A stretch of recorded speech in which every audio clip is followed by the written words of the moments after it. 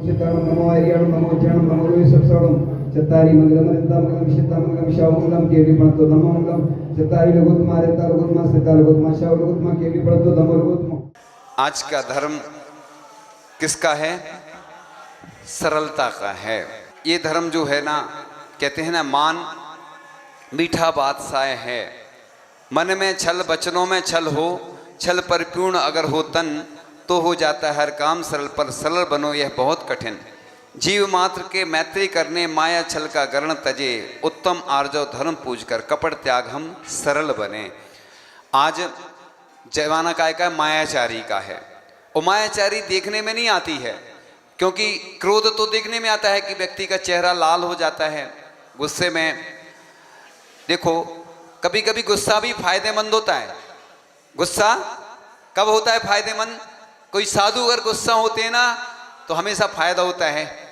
देखो, कल हमने किसी को कुछ बोला था, है ना, तो आज असर दिख गया।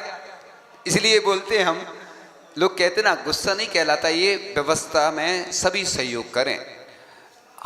हमारे पास, हमें 21 वर्ष से ज़्यादा हो गए हैं, और 25 वर्ष तो इस मोक्ष मार्ग में रजत तो हो ही गया, रजत पूरा रजत हो गया कार्यकाल। तो देखा है पूरी दुनिया में हर आदमी चाहता है हमारी फोटो वीडियो आए, हमें नाम से बुलाया जाए, करना कोई नहीं चाहता। तो मैं सीधा बोल देता हूँ, ऐसे लोगों का मैं सहयोग नहीं कर पाता हूँ, क्योंकि मेरी शुरू से आदत है, मैं खुद भी बहुत मेहनत करता हूँ, और मेहनत खुद करता हूँ तो ऐसे लोगों को पसंद भी करता हूँ मैं। मेरा नेचर जो है ना, ऐसे लोगों को प्रोत्साहन देना है। इसलिए मैं कल भी बोल रहा था ना, प्रतिदिन बोलता हूँ कि पुण्यार्जक बनो। लोग क्या पुण्यार्जक का अर्थ यही समझते हैं कि जो धन देता है वो पुण्यार्जक, कोई तन देता है, कोई मन देता है, सब पुण्यार्जक है। जो आहार व्यवस्था में, विहार में, धार्मिक कार्य में, परोपकार के कार्य में जो सहयोग करते हैं, वो सब पुण्यार्जक हैं। और मैं पूरे विश्व के लोगों को एक बात कहना चाहता हूँ कि ऐसे लोगों को हाईलाइट करना चाहिए जो अपने जैन समाज की प्रतिभाएं हैं।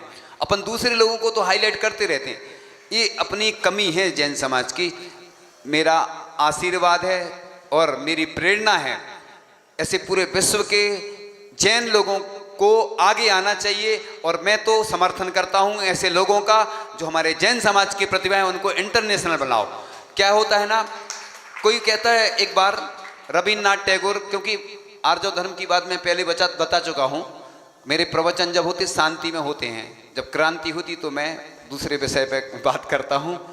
मैं सब की व्याख्या, मेरी जो टेक्नोलॉजी है वो हाई टेक है। क्या है? हाई टेक टेक्नोलॉजी है और एडवांस टेक्नोलॉजी है। और मैं जो भी करता हूं बिल्कुल अलग हट के करता हूं। मैंने बहुत दिनों पहले बताया था, लोगों को फिर से बता देता हूं कि मैंने जिनवाणी बनाई। तो जिनवाणी की कहानी इसलिए बता रहा हूं, आज सरलता का विषय और सरल में ही बताएंगे। तो देखता था मैं जिनवाणी, लोगों से बोलता था तो कोई कुछ करता ही नहीं था। किसी से बोलो ये कर दो, सुनता ही नहीं कोई। तो मैंने सोचा अब किसी को सुनना नहीं है तो अपन प्रयास करो। तो मैंने सोचा अभिषेक के लिए प्रयास करते, छोटे छोटे पाठ रहते, लोगों को समझाओ तो समझते नहीं हैं। लोगों उच्चारण भी शांति धारा का गलत करते हैं, और भी कई चीज़ें क्रियाएं गलत करते, तो मुझे दुख होता था। मैंने शुरुआत की, करते करते विश्व की सबसे बड़ी जिनवाणी बन चुकी है, इतनी बड़ी बन गई। उसमें मैंने छोटी छोटी परिभाषाएं दी। इसलिए किया मैंने कि मेरे जो देश विदेश में जो जैन बंधु रह रहे हैं, जो बड़े बड़े कलेक्टर हैं, पोस्ट पे हैं, और जो IAS से लेके IPS, जो हमारे जैन समाज के बड़े बड़े पदों पर बैठे हैं, वो धर्म करते ही नहीं हैं। मैं ये बता रहा था कि जिनवाणी इसलिए निकाली कि उसमें परिभाषाएं भी दे दी, स्वाध्याय भी हो जाए लोगों का, इसलिए मैंने वो ऐसा काम किया। तो लोग, अब किसी से कहा कि यदि किसी समस्या, आप किसी समस्या का समाधान नहीं है तो आप खुद समस्या हैं। इसलिए मैं लोगों को अब कहो नहीं, बस करो। कहोगे ना तो कोई सुनेगा ही नहीं, है ना, क्योंकि जो पुराने बुजुर्ग पर समस्याएं छोड़ गए, पुरानी स्थितियां छोड़ गए, हम उन्हीं को ढो रहे हैं। लेकिन क्या हमने क्या किया? हमारे देखो आचार्य गुरुवर ने, परम पूज्य आचार्य गुरुवर श्री ईश्वर विद्यासागर जी महाराज ने प्रतिभा स्थली का इसलिए निर्माण किया, ड्रेस भी अलग रखी कि ब्रह्मचारी ब्रह्मचारिणी जो रहते थे उनका थोड़ा सा अलग रूप दिया, छुल्लकों को भी अलग टाइप से दिया, सबको मालूम है। तो मतलब धर्म की क्रियाएं हम बदल सकते हैं, लेकिन अगर उसमें कोई कमी दिख रही है, क्योंकि लोगों की आदतें वही पुरानी पड़ जाती हैं। परीक्षा में बच्चे है ना क्या करते, पढ़ाई करते कब, जब परीक्षा सिर पे आ जाती, सिर पे आ जाती। और मैं कहता हूं सबसे कि जो भी काम करना हो, कोई भी कार्यक्रम होता है ना, हम क्या करते हैं, महीनों पहले से तैयारी करते हैं, उससे हमें फायदा भी होता है। टाइम तो उतना ही लगना है ना, आज करोगे चाहे कल करोगे, कल उतना समय आधा अपना बच जाएगा। जैसे आपका समय 24 घंटे का है, आप 1 घंटे का काम पौन घंटे में करोगे तो कितने मिनट बचेंगे, 15 मिनट बचेंगे। तो आपका जो समय है वो 24 घंटे से 30 घंटे का हो जाएगा, 6 घंटे एक्स्ट्रा मिलेंगे। जैसे कोई गरीब आदमी है तो वो क्या करेगा, बचत करेगा, पैसा बचाएगा तो उसके पास धन इकट्ठा होगा। ये मैनेजमेंट है। और आज लोग फेल इसलिए हैं कि टाइम, युवाओं से कहो मंदिर आना तो नहीं आएंगे, चौराहे पे खड़े होकर बात करेंगे, पूरे देश की बात है ये। किसी से कहो धर्म की बात तुम जरूर करोगे तो लोग दूर हो जा रहे हैं, क्योंकि अपना धर्म कठिन है। मैं भी हमेशा बोलता हूं, पूजन है ना, लोगों को सिखाओ। अपने यहाँ के बुजुर्ग जो होते हैं ना, वो डांट देते, गुस्सा कर देते। जैसे कोई आहार में गलती कर रहा है, मैं बच्चों से आहार लेता हूं तो कैसे उनको कहता हूं, थोड़ा सा उनको दो, हाथ पकड़ के दिलाओ, सिखाओ उनको। ये बच्चे जो हैं यही भविष्य हैं, यही हमारे आगे चलकर पंचम काल के अंत तक धर्म का रथ खींच कर ले जाएंगे। तो कभी कभी डांटना भी आवश्यक है, कभी कभी पुचकारना भी आवश्यक है, पुरस्कार भी देना आवश्यक है। आज हमारी पाठशालाएं बंद क्यों होती चली जा रही हैं, क्यों होती चली जा रही हैं? क्योंकि उसमें पढ़ाने वाले ढंग से नहीं पढ़ा पाते। डिजिटल पढ़ाओ, बच्चों को हाईटेक करो, धर्म की सुविधाएं वही नहीं, पुराने ढर्रे में हम देखते हैं वो बोर्ड पुराना रखा है, कई चीजें व्यवस्था करने वाले पद तो ले लेते हैं, आते नहीं है, फिर कहते हैं महाराज जी ऐसा बोलते हैं। मैं तो बोलूंगा, मैं किसी को नहीं छोड़ता हूं, क्योंकि पूरे देश के लिए बोल रहा हूं। जैसे प्रधानमंत्री देश के नाम संदेश देते और वो सबके लिए देते हैं। जैन धर्म को जो मानता है वो उसका हो जाता है। तो बस इसलिए अपन को धार्मिक क्रियाएं तो करो पूरे देश के लिए। मैं बहुत अच्छी बात कह रहा हूं, जब भी महावीर जयंती हो, जब भी कोई भी महोत्सव हो, मिलकर मनाना अपन को। इससे क्या होता है कि बहुत पुण्य का अर्जन होता है। आप कोई भी दुर्घटना से बचना चाहते हैं, पूरे देश के लोग सुन रहे, विदेश में भी सुन रहे, सबके लिए बोल रहा हूं मैं, कि अगर आप दुर्घटनाओं से बचना चाहते हो सामूहिक, तो सामूहिक आयोजन जो भी, उसमें जरूर हिस्सा लेना। आप भगवान को बांटना नहीं, आप भगवान के पास प्रतिदिन आओ, अभिषेक पूजन करो। और ये कहीं नहीं लिखा कि 10 लक्षण में करने का लिखा, कोई शास्त्र में बता दो हमें तो कहीं लिखा हो। किसी शास्त्र में ऐसा नहीं लिखा कि 10 लक्षण में भी अभिषेक करो, पूजन करो। एक व्यक्ति थे किसी नगर में, बहुत सेठ टाइप थे, वो मोटे थे, बस दीपावली मंदिर जाते थे वो। ऐसे ही कई लोग बस 10 लक्षण में, हम पूछते ना जब आहार में कि भैया पूजन करते, हाँ महाराज जी 10 लक्षण में करते, वो ऐसे बोलते जैसे बहुत बड़ा काम कर रहे हो।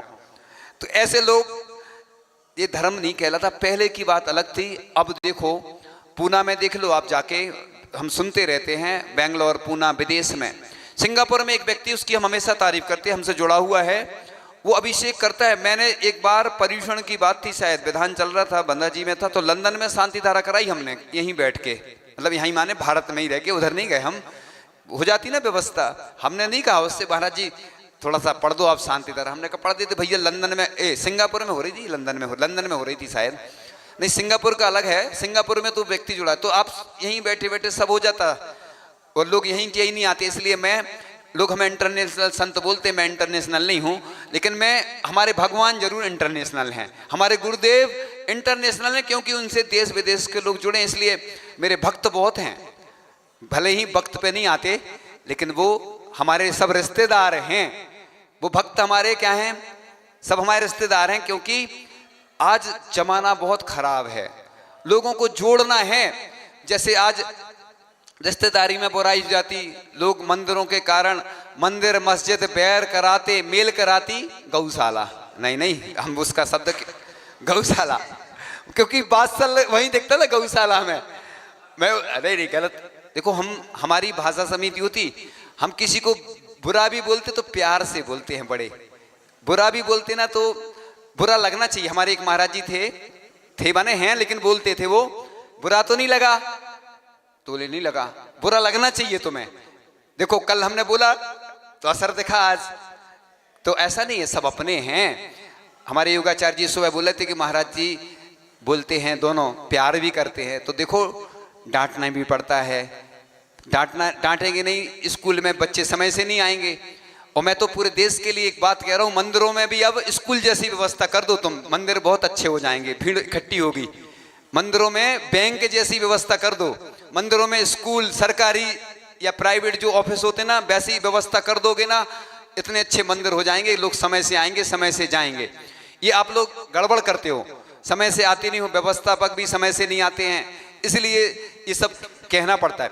और सबके लिए पास इजाद कर दो और थंबनेल वाला सिस्टम कर दो, वो थंब वाला होता ना सिस्टम, कि जो ज्यादा आएगा उसको सबसे ज्यादा नंबर मिलेंगे।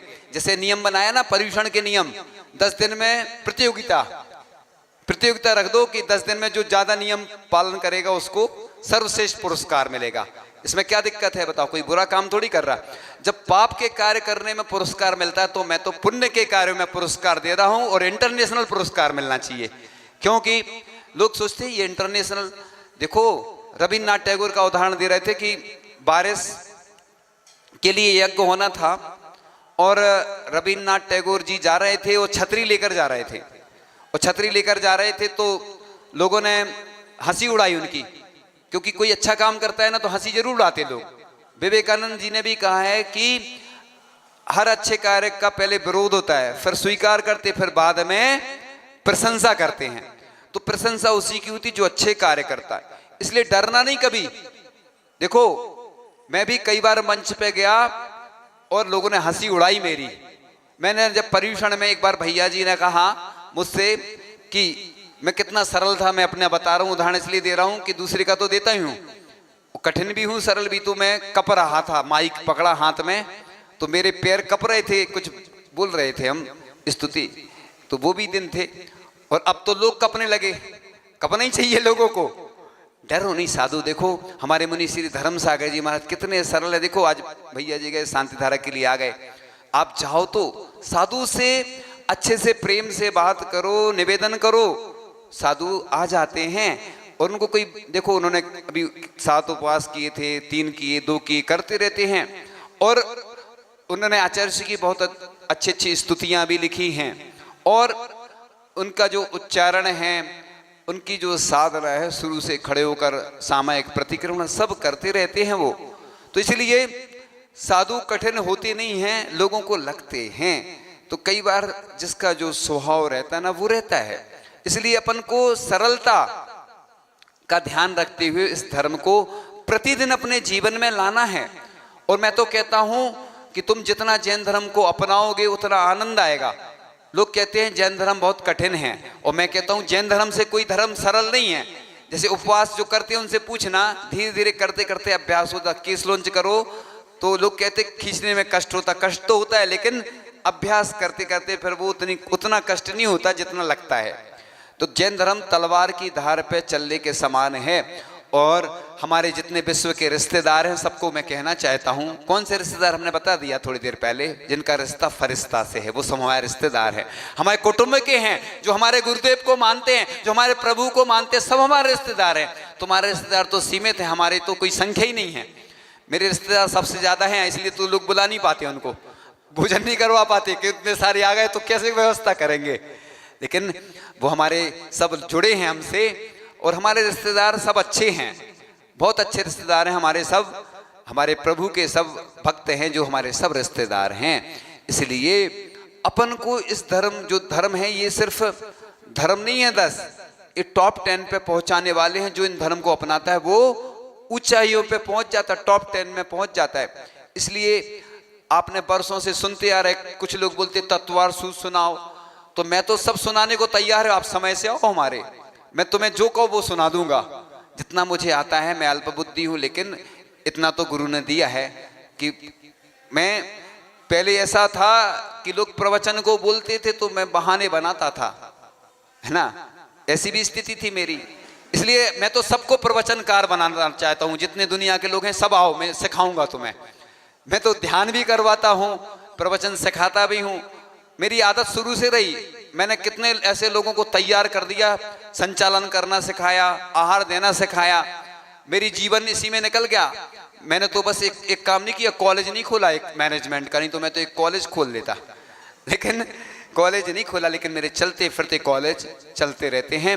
जैसे गुरु ने कहा था, हाँ तो यूनिवर्सिटी है, आजकल तो ऑनलाइन पढ़ाई होती ना, इसलिए हम तो सबको सिखाते हैं, चिंता नहीं करो, मैं तुम्हें इतना योग्य बना दूंगा। मेरे पास चाहे बच्चे आए, चाहे युवा आए, चाहे संगीतकार आए, चाहे कोई आए, मैं सबको समय देता हूँ, सिखाता हूँ, प्रयास करता हूँ, और फिर नए लोग आ जाते हैं तो उनको भी सिखाता हूँ। क्योंकि हम अपनी प्रतिभाओं का अगर खुद सम्मान नहीं करेंगे, क्योंकि घर से ही व्यक्ति की शुरुआत होती है। घर के लोग अगर बड़ा कहते हैं तो दुनिया के लोग मामा बड़े ऐसे कुछ बोलते ना, तो शुरुआत घर से होती है। इसलिए वो आज हमारे बीच नहीं, पर समय जिन्हें दोहराता है, जिनको पाकर के स्वर्ण आज फूला नहीं समाता है। जल में थल में नव में जिनका क्षण क्षण जयकारा पाते हैं, ऐसे परम पूज्य आचार्य श्री को हम अनंतों अनंत बार शीश झुकाते हैं। अपनी झुका रहे शीश लोगों को उसमें भी, इसलिए हम क्या बोलते हैं, अनंत अनंत बार सबसे ज्यादा संख्या होती है। इतने बार नमोस्तु करोगे भगवान को, गुरु को, प्रभु को, तो अपने आप कर्मों का क्षय होता है, पुण्य बढ़ता है।